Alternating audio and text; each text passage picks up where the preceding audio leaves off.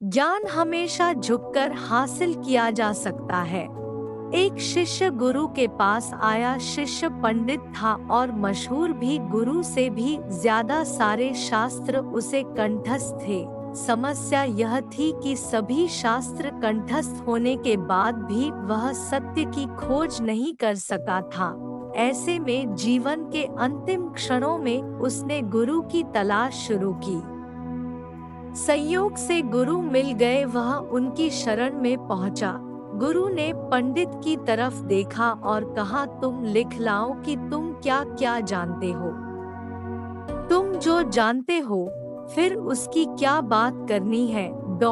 तुम जो नहीं जानते हो वह तुम्हें बता दूंगा।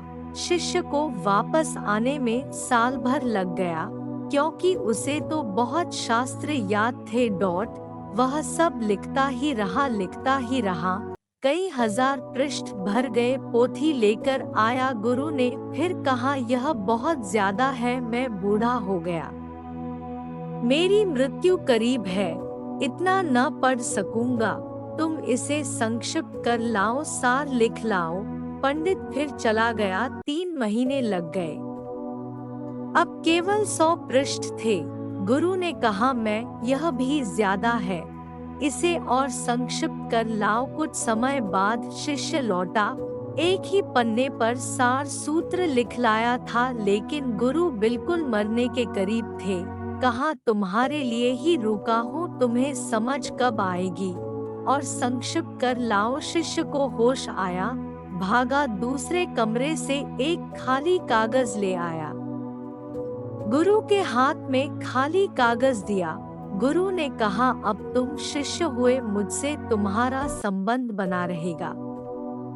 कोरा कागज लाने का अर्थ हुआ, मुझे कुछ भी पता नहीं, मैं अज्ञानी हूँ। जो ऐसे भाव रख सके गुरु के पास वही शिष्य है। गुरु तो ज्ञान प्राप्ति का प्रमुख स्रोत है, उसे अज्ञानी बनकर ही हासिल किया जा सकता है। पंडित बनने से गुरु नहीं मिलते। क्रोध की दवा। क्रोध पर नियंत्रण। क्रोध से बहुत नुकसान होता है, क्रोध नहीं करनी चाहिए। एक गांव में एक स्त्री रहा करती थी। वह स्वभाव से बहुत गुस्से वाली थी। गुस्सा उसकी नाक पर बैठा रहता था। छोटी छोटे बात पर वह तुनक जाती और लोगों को भला बुरा कह देती थी। आस पड़ोस में रहने वाले लोग उससे परेशान थे और उससे बात करने से घबराते थे। घर कैसे अछूता रहता, उसका गुस्सा घर पर कलह का कारण बन चुका था।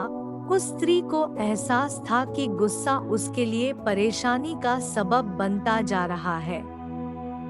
अक्सर गुस्सा उतरने के बाद वह पछतावे की आग में जला करती थी, लेकिन गुस्सा नियंत्रण के बाहर होने के कारण स्वयं को लाचार पाती। एक दिन गांव में एक महात्मा पधारे। उनकी कीर्ति जब स्त्री के कानों तक पहुंची तो उसने निश्चय किया कि वह महात्मा जी से मिलकर अपने गुस्से को दूर करने का उपाय पूछेगी। वह महात्मा से मिलने पहुंची और प्रमाण कर बोली, गुरुवर, मैं अपने गुस्से से परेशान हूँ, गुस्से पर काबू ही नहीं रख पाती। गुस्से में अक्सर लोगों को भला बुरा कह जाती हूँ और बाद में पछताती हूँ। मेरे गुस्से के कारण सब मुझे नजरअंदाज करने लगे हैं। इससे मैं बहुत दुखी भी हूँ। मुझे कोई ऐसी दवा दीजिए कि मैं गुस्सा करना छोड़ दूँ। महात्मा ने उसे एक शीशी दी और बोले, पुत्री, इस शीशी में क्रोध दूर करने की दवा है। अब से जब भी तुम्हें क्रोध आए इस शीशी से मुंह लगाकर दवा के कुछ घूंट पी लेना। स्त्री दवा पाकर बहुत खुश हुई और महात्मा का धन्यवाद कर अपने घर लौट गई। उसके बाद उसे जब भी गुस्सा आता वह शीशी से मुंह लगाकर दवा पी लेती।